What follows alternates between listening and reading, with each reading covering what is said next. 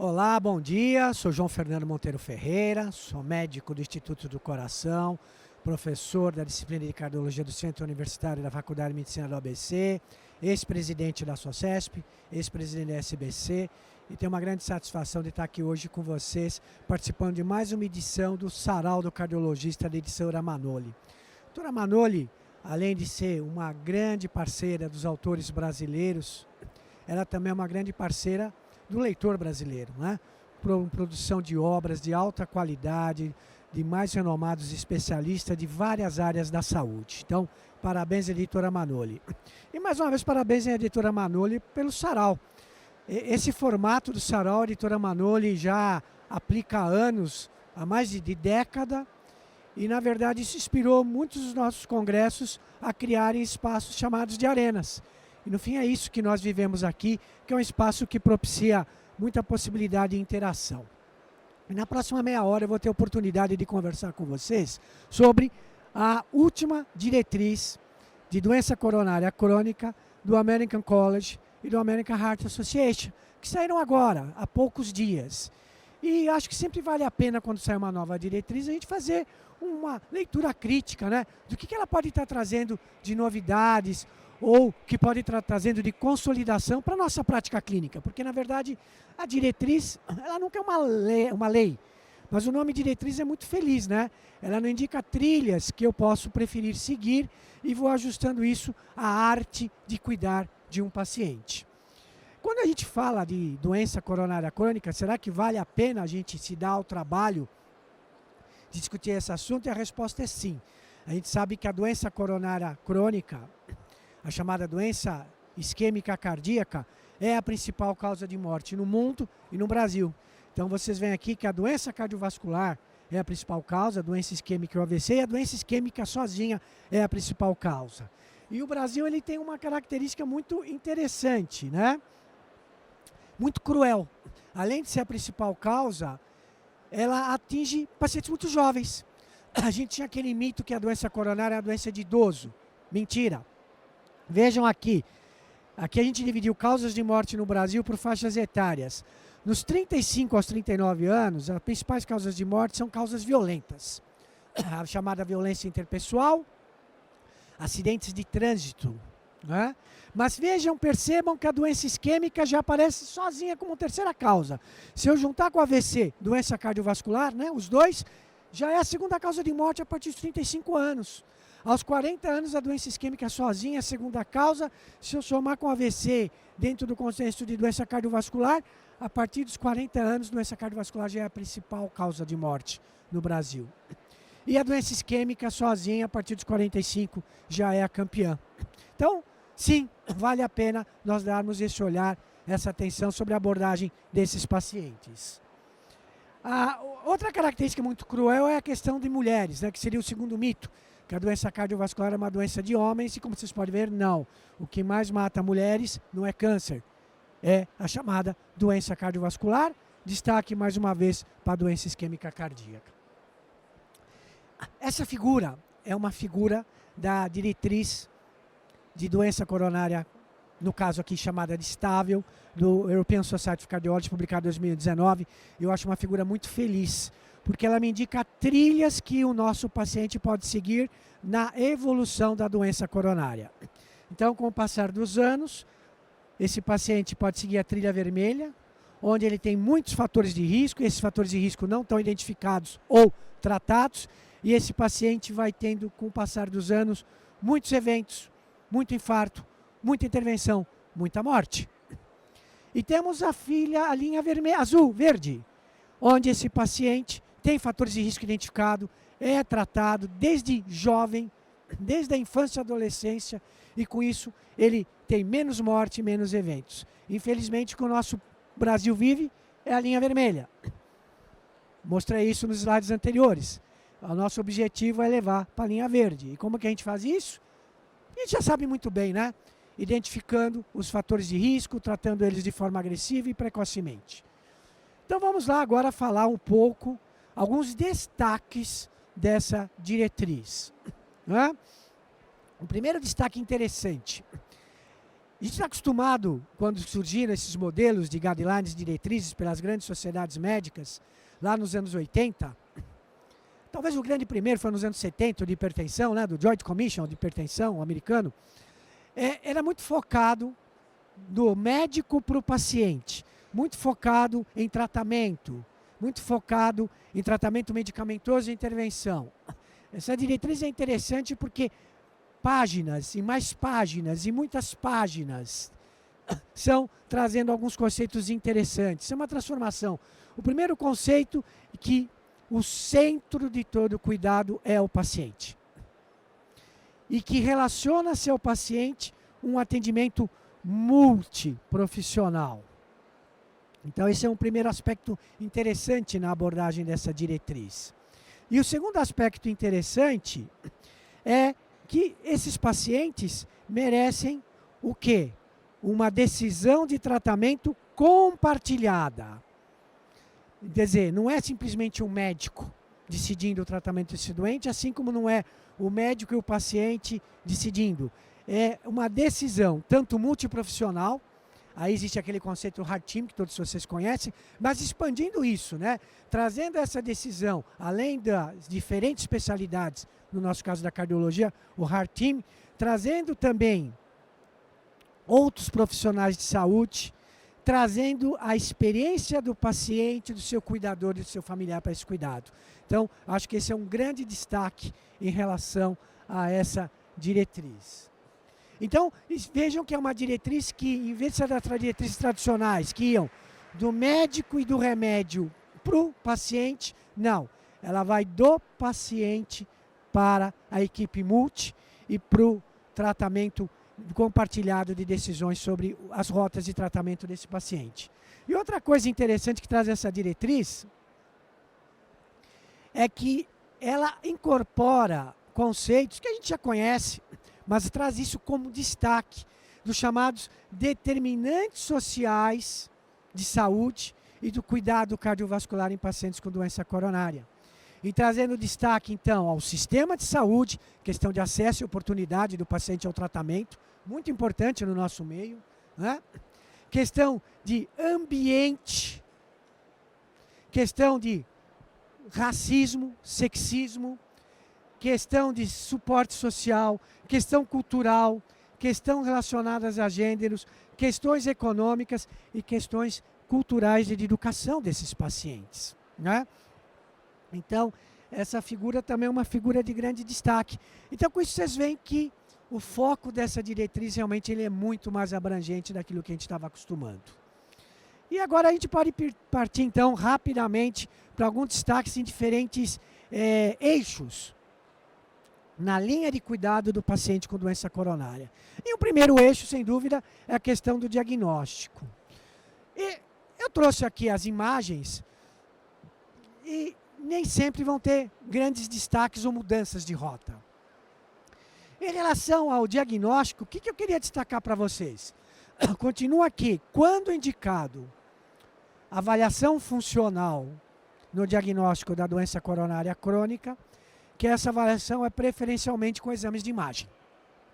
Então, está aqui como classe 1, pacientes que tenham doença coronária, ou que você quer fazer o diagnóstico inicial, ou que houve mudança de sintomas dele e você resolve reacessar o status coronário desse paciente. E se for decidir por um exame funcional nessa análise, esse exame é exame de imagem. Eles falam de ressonância, eles falam de PET, SPECT e eles falam de ecostress.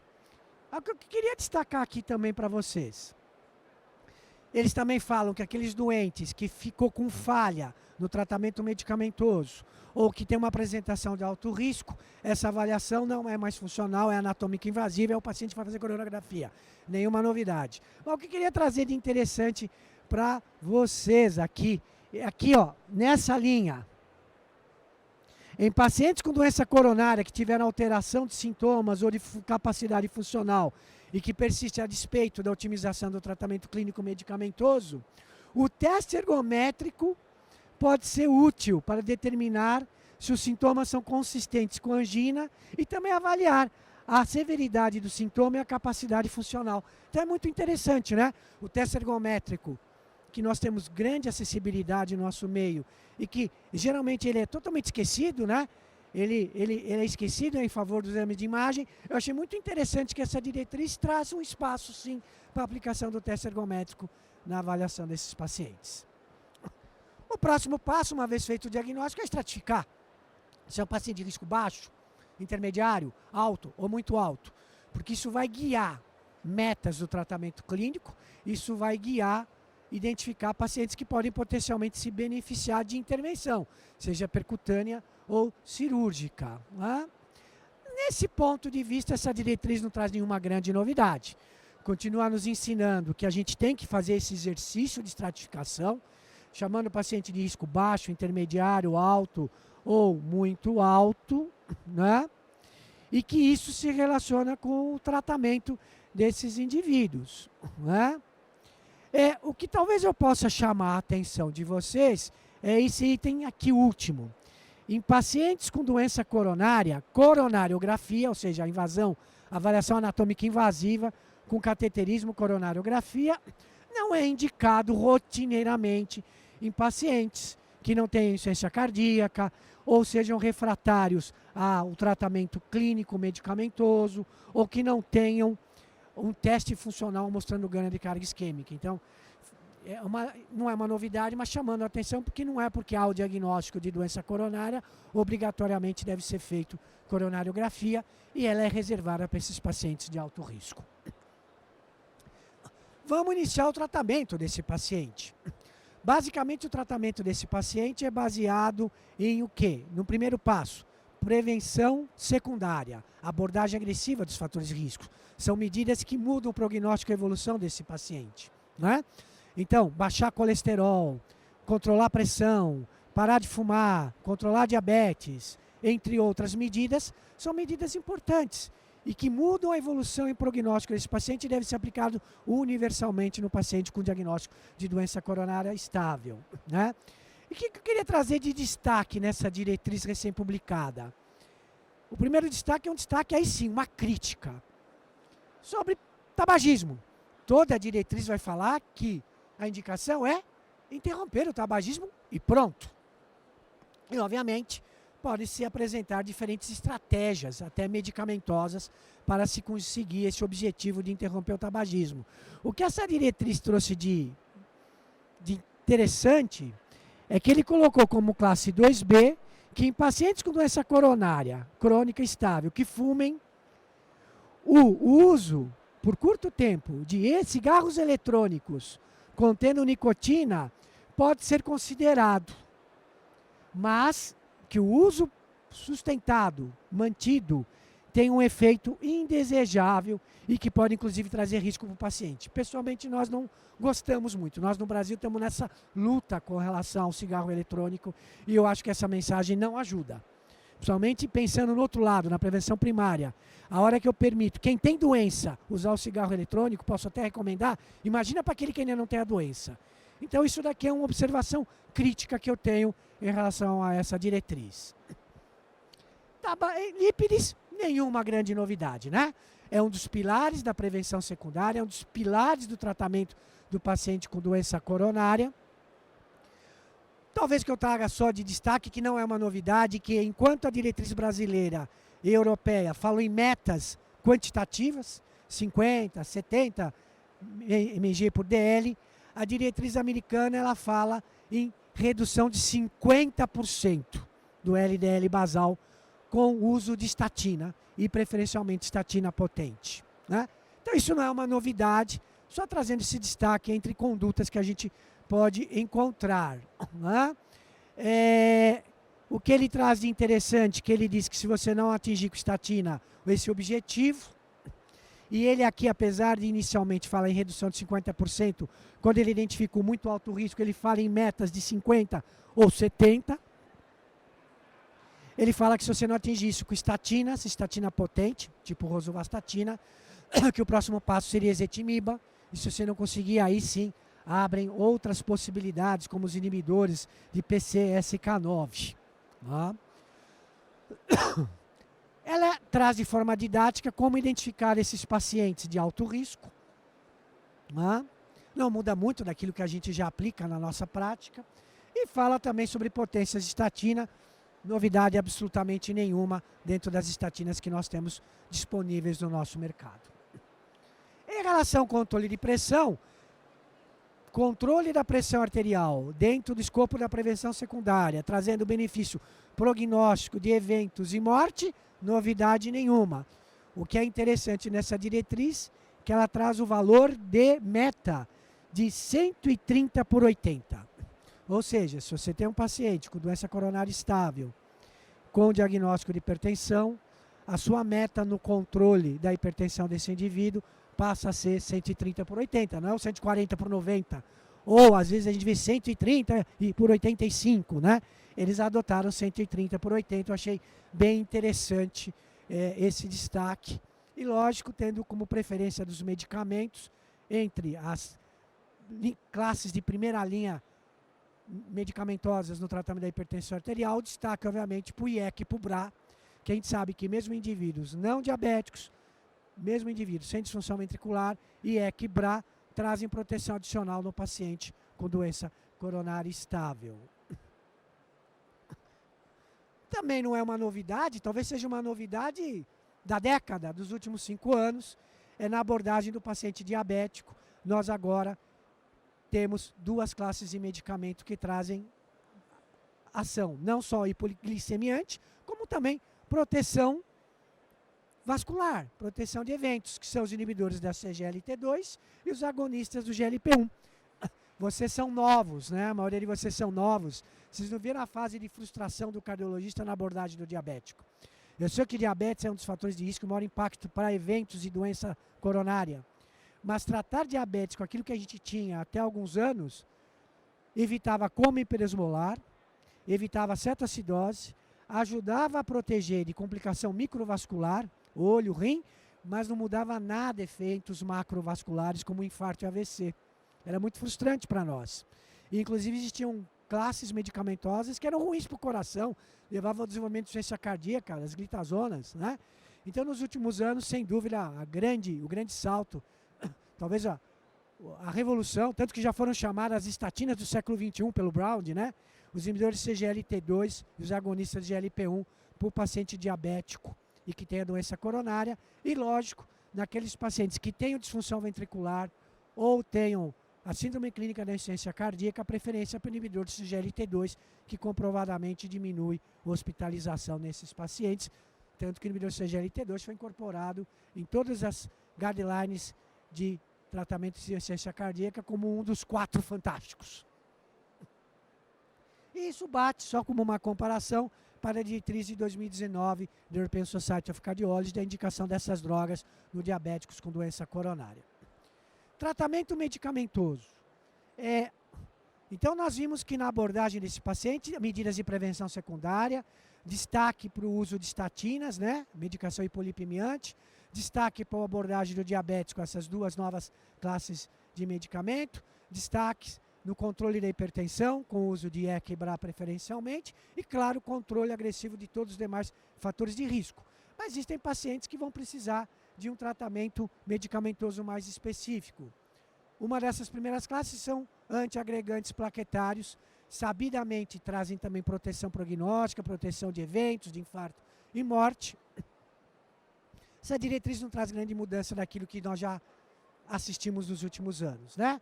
Monoterapia com AS, no paciente que teve síndrome coronária aguda ou intervenção percutânea, ele vai precisar por um período de dupla antiagregação plaquetária, e a tendência de todas as diretrizes atualmente é abreviar o tempo de dupla antiagregação plaquetária, principalmente nos pacientes de alto risco de sangramento.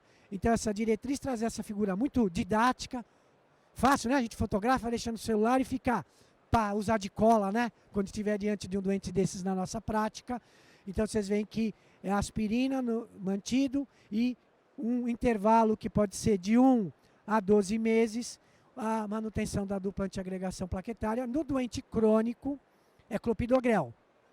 No doente pós-síndrome coronária aguda, eu tenho as opções de ticagrelor e prasugrel. Tá? Então, nem sem grandes novidades em relação a isso. Né?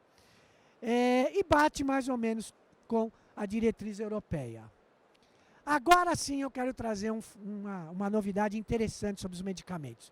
A gente cai na classe dos chamados antianginosos. Beta-bloqueadores, bloqueador de canal de cálcio, nitratos, entre outros. Né?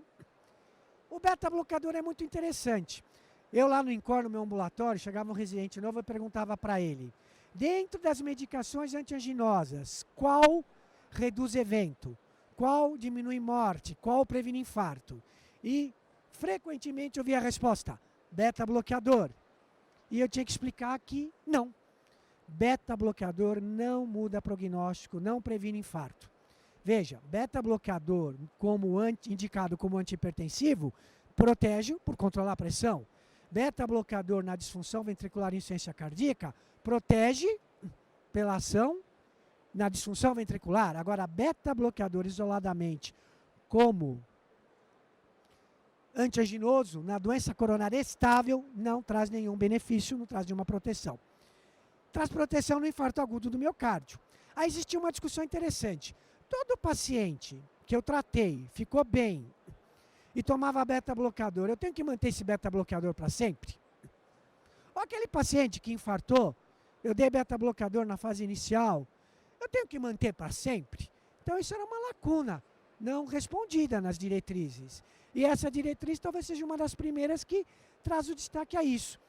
Em pacientes com doença coronária estável, com fração de ejeção maior de 50%, não tem indicação de manutenção do uso do beta-bloqueador nesses indivíduos.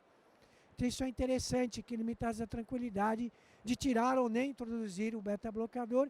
Em muitos dos pacientes, o beta-bloqueador deixou de ser um remédio sinônimo de prescrição na doença coronária crônica.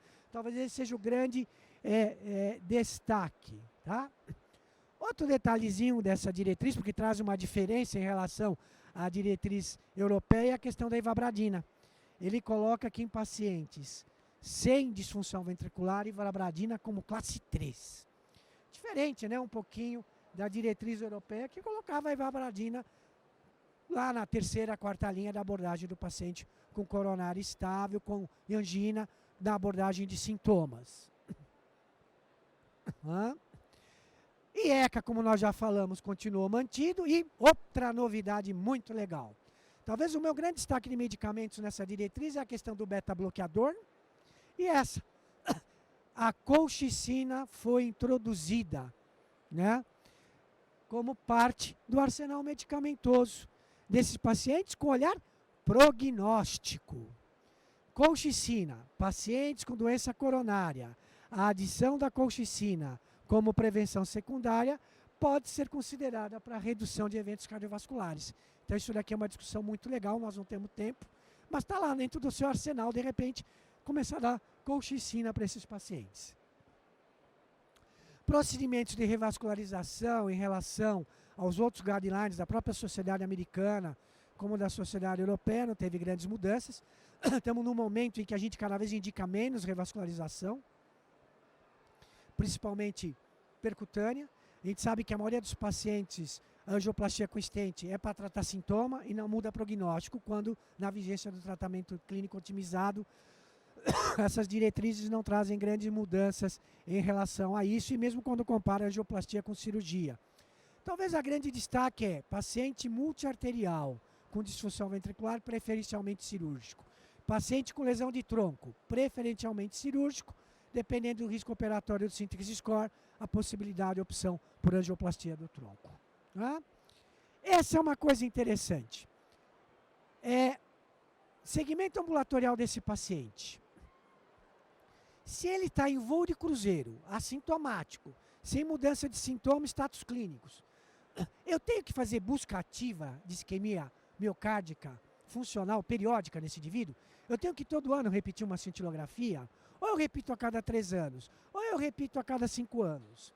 A primeira diretriz que trouxe uma informação sobre isso foi a diretriz europeia de 2019, que ela colocou para nós que ele diz que realizar teste ecocardiográfico ou teste funcional com indução de isquemia, no paciente crônico estável, seria ponderável você realizar essa busca ativa a cada 3 a 5 anos.